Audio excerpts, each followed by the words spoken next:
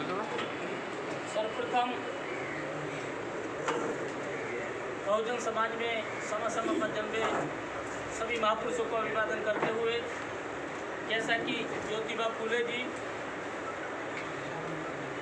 परम पूज्य डॉक्टर भीमराव अम्बेडकर साहब, मान्यवर कांशीराम साहब, छत्रपति साहू महाराज जी,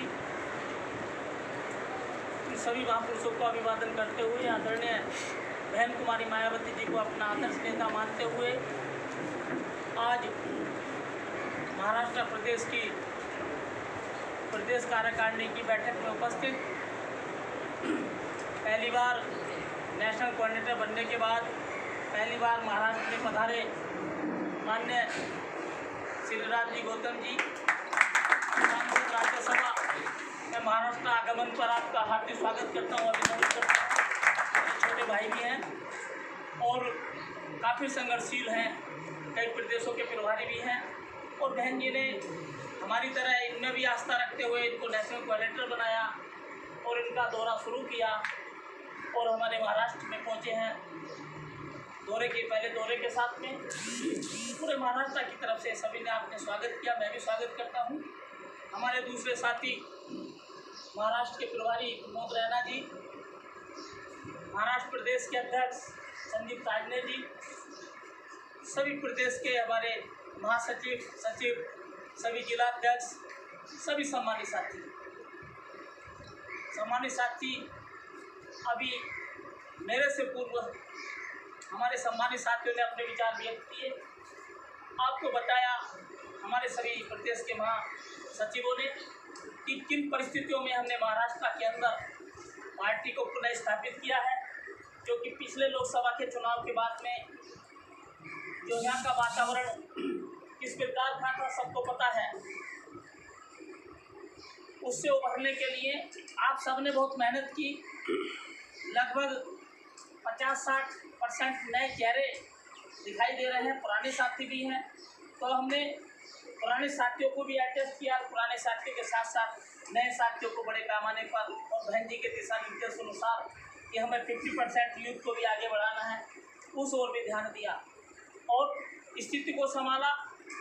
जैसे ही पूरे जिले के दौरे किए, जिला कमेटी पूरी बन भी नहीं पाई थी, लॉकडाउन शुरू हो गया, कोरोना काल शुरू हुआ और कोविड-19 जो है पूरे देश में सबसे ज़्यादा महाराष्ट्र में प्रभावित हुआ इससे लोग, क्योंकि सबसे बड़े पैमाने पर महाराष्ट्र के अंदर कोरोना से उनकी मृत्यु हुई। पूरे महाराष्ट्र में लोग परेशान हुए और पूरे महाराष्ट्र में पूरे देश से आए हुए प्रवासी मजदूर यहाँ पर थे जो अपने अपने प्रदेशों को गए। तो यहाँ पर कई जिलों के अंदर जो हमारे उत्तर प्रदेश के, बिहार के, इधर उधर के लोग फंसे थे, हमने सिर्फ फ़ोन करके ही बताया, क्योंकि आ तो नहीं सकते थे। हमको जब फ़ोन किया कि हम लातूर में फंसे हैं, कोई उस्मानाबाद में है, कोई पुणे में है, कोई सोलापुर में, कोई नागपुर में, हमको फ़ोन कर रहे थे हमारे साइड के लोग। तो हमने जब आप लोगों को फ़ोन किया तो आप लोगों ने उनकी मदद की, उनको खाना भी दिया, उनका इलाज भी किया, उनको भेजने की भी व्यवस्था में आपने लगे, आप लोगों ने बहुत मेहनत की। तो उसके लिए मैं पहले भी बधाई दे चुका हूँ, फिर बधाई दे रहा हूँ। दूसरा, उसके बाद कोरोना के बाद में फिर हम लगे हैं। बहन जी का जन्मदिन आया, बहन जी के जन्मदिन पर आपने विषम परिस्थितियों में लक्ष्य तो हम पूरा नहीं कर पाए, फिर भी जिसकी जैसी क्षमता थी उसके अनुसार आप लोगों ने पार्टी के अंदर कंट्रीब्यूशन दिया बहन जी के जन्मदिन पर, उसके लिए मैं धन्यवाद अदा करता हूँ आपको। इसके साथ साथ सम्मानित साथियों, कुछ पुराने लोग जो आपस में ध्रुव विरोधी थे, ताजने को आउट करने के लिए और हमारे पार्टी के उच्च पदाधिकारियों को बदनाम करने के लिए, आउट करने के लिए वो एक हो गए। आपस में बहुत गहरी दुश्मनी, बोलचाल नहीं कई सालों से, पर मूवमेंट को कमजोर करने के लिए वो इकट्ठा हुए और वो भी धाराशायी हो गए आप लोगों के बल पर, क्योंकि आप सब लोगों ने पूरे प्रदेश की टीम है, जितने भी हमारे जिले के अध्यक्ष हैं, जो हमारे प्रदेश की पूरी कार्यकारिणी है, सब ने मिलकर जो मेहनत की है। और अभी जो पंचायत सदस्यों का चुनाव हुआ उसमें आपने बड़ी सफलता प्राप्त की पहली बार साथियों। और अभी 3-4 महानगर पालिकाओं में चुनाव है, वहाँ भी प्रयास किया जाएगा आप लोगों के माध्यम से कि खाता खुले, वहाँ भी हमारे जीत करके आए। और हमारा भंडारा और गोंदिया में जेडपी का चुनाव है सदस्य का, वहाँ पर भी हम प्रयास करेंगे और पूरी ताकत लगाएंगे कि हमारे वहाँ ज़्यादा से ज़्यादा जिला पंचायत सदस्य जीत कर आए, जिससे कि बैलेंस ऑफ पावर बने। और उधर हमारा औरंगाबाद में हमारा महानगर पालिका का चुनाव है, जहाँ हमारे बोर्डे जी हैं और महेंद्र सोनवणे जी हैं, इधर खड़े होंगे। ये हैं, काफ़ी मेहनत कर रहे हैं इन्होंने, बहुत बड़ी मेहनत कर मीटिंग कराई सोनवणे जी ने, बोर्डे जी ने मिलकर के, और औरंगाबाद में एक माहौल पैदा किया है। जबकि वहाँ स्थिति बहुत खराब थी, जब हम गए थे वहाँ पर शुरू में तो कोई पूछने वाला नहीं था, किंतु बोर्डे ने, पंडित बोर्डे ने और अब सोनवणे जी ने, ये खुद पार्षद भी हैं इस समय, तो इन्होंने मिलकर बहुत मेहनत की है। और हमें पूरा भरोसा कि औरंगाबाद के सभी साथियों की मेहनत से वहाँ पर हमारे पार्षद जीत कराएंगे ज़्यादा तादाद में। तो इस तरीके से साथियों, सबकी मेहनत है। ये राम जी गौतम जी इधर आए हैं, पहली बार महाराष्ट्र में आए हैं, और आने के बाद सबसे पहले देखिए ये मिशन से जुड़े हुए हैं, तो सबसे पहले चैत्य भूमि गए, उन्होंने कहा तो एयरपोर्ट से उतरकर पहले चैत्य भूमि दर्शन करके आए। मैं तो बहुत बार वहाँ जा चुका हूँ। तो सम्मानित साथियों, मैं आपको बताना चाहता हूँ कि अभी रैना जी भी बता रहे थे, हमारे राजने जी भी बता रहे थे कि वर्तमान परिस्थिति चल रही है पूरे देश की, बहुत नाजुक है। हम बहुत नाजुक दौर से गुजर रहे हैं आज, क्योंकि जो केंद्र में भारतीय जनता पार्टी की सरकार है, उस सरकार के माध्यम से जो परम पूज्य डॉक्टर भीमराव अंबेडकर साहब ने हमको भारतीय संविधान में अधिकार दिए थे, उन अधिकारों को धीरे धीरे करके समाप्त किया जा रहा है, एक साजिश के तहत समाप्त किया जा रहा है। और जो सबसे बड़ा अधिकार था हमारा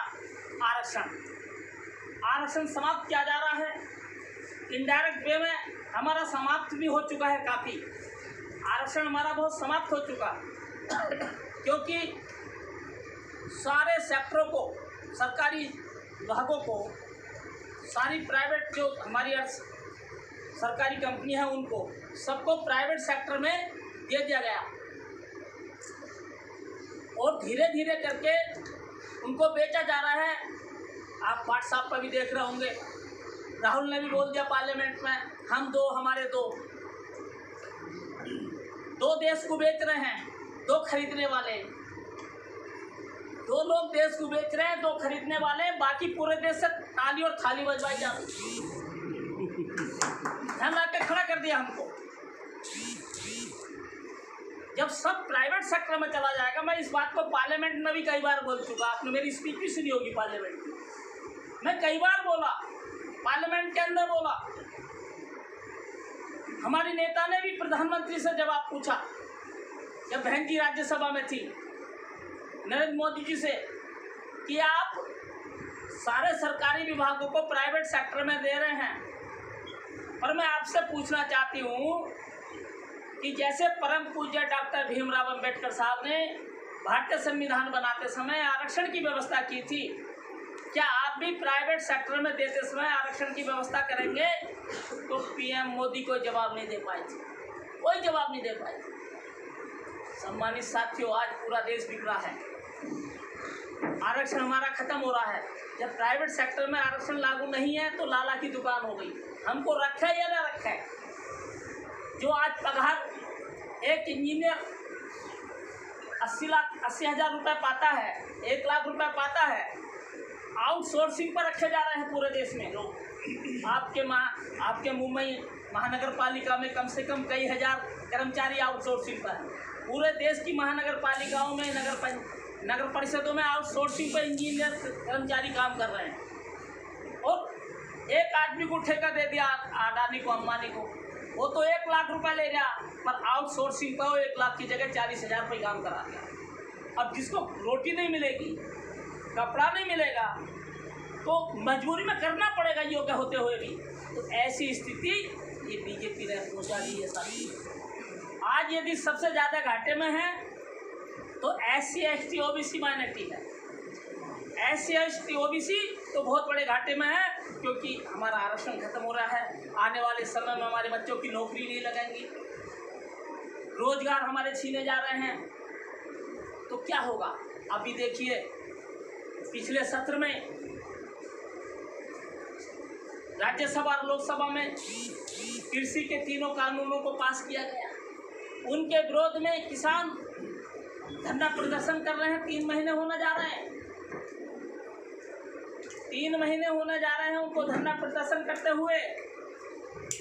हमारी नेता बहन मायावती जी ने भी कई बार स्टेटमेंट दिया कि इस बिल को वापस लेना चाहिए, किसानों की बात को मानना चाहिए, किंतु सरकार कुछ नहीं कर रही है उसमें। आज किसान पूरे देश का परेशान है, मजदूर परेशान हैं। और कल जब मैं इधर आया तो सुना कि परसों पेपर में पढ़ा था मुरादाबाद में मैंने कि महाराष्ट्र में फिर दोबारा से कोरोना पैर पसार रहा है। कल अकेले मुंबई में 5000 केस थे।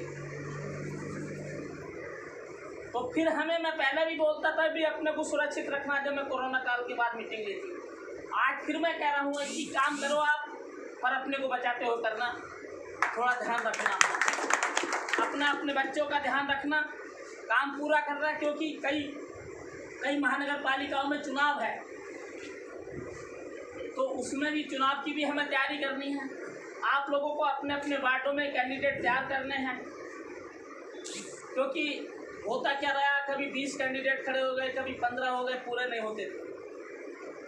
तो मेरा आप लोगों से निवेदन है कि कैंडिडेट आपको ही तय करने हैं, आपको ही खड़ा करना है, आपको ही लड़ाना है।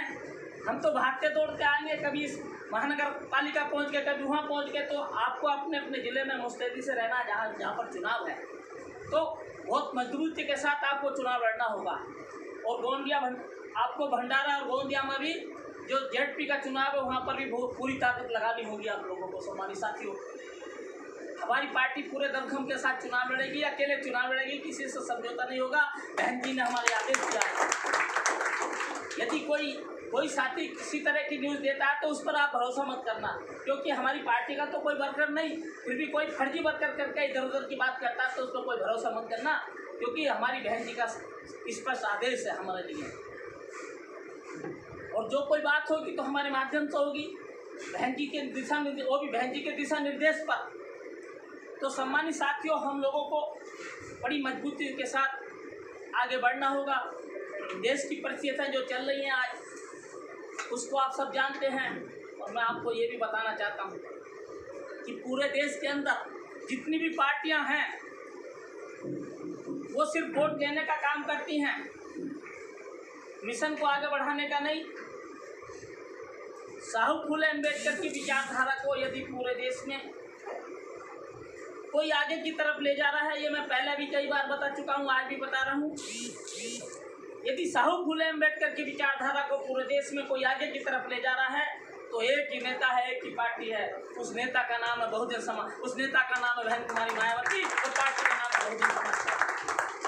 बहन मायावती जी पूरे देश में साहू फूले अम्बेडकर की विचारधारा को आगे की तरफ ले जा रही हैं। बाकी पार्टियां बाबा साहब का नाम तो जरूर लेती हैं, किंतु उनकी विचारधारा को आगे नहीं बढ़ाती हैं।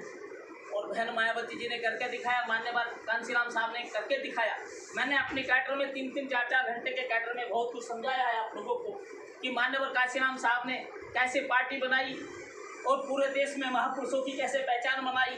बहन जी ने 4 बार के शासनकाल में कैसे कैसे महापुरुषों की पहचान बनाई, जिले बनाकर, तमाम चीज़ें मैंने आपको कैडर में बहुत सारी बातें कई बार बताया है, और आप लोग जानते भी हैं साथियों। और जो काम महाराष्ट्र में होना चाहिए था, वो काम उत्तर प्रदेश के लोगों ने करके दिखा दिया।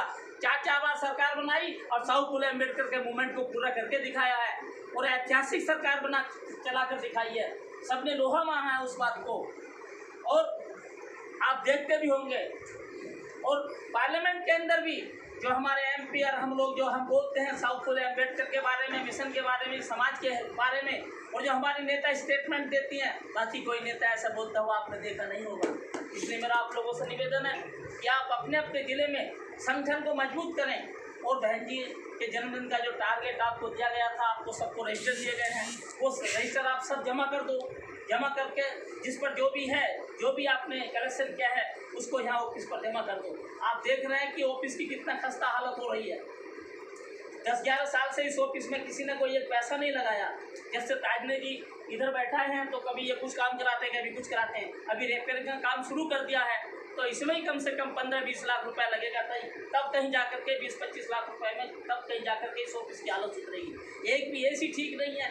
सारे पंखे रेपे होंगे, पूरा हालत खस्ता हुई पड़ी है। तो इसको भी हमने कराना शुरू किया है। बिजली का बिल भी है, यहाँ पे 1-2 कर्मचारी भी रहता है, गाड़ी से ये हम भी दौड़ते हैं, हमारे दोनों साथी भी दौड़ते हैं, हमारे दूसरे साथी भी दौड़ते हैं, तमाम खर्चे हैं पार्टी के। तो हमारा प्रदेश पीछे ना रहे।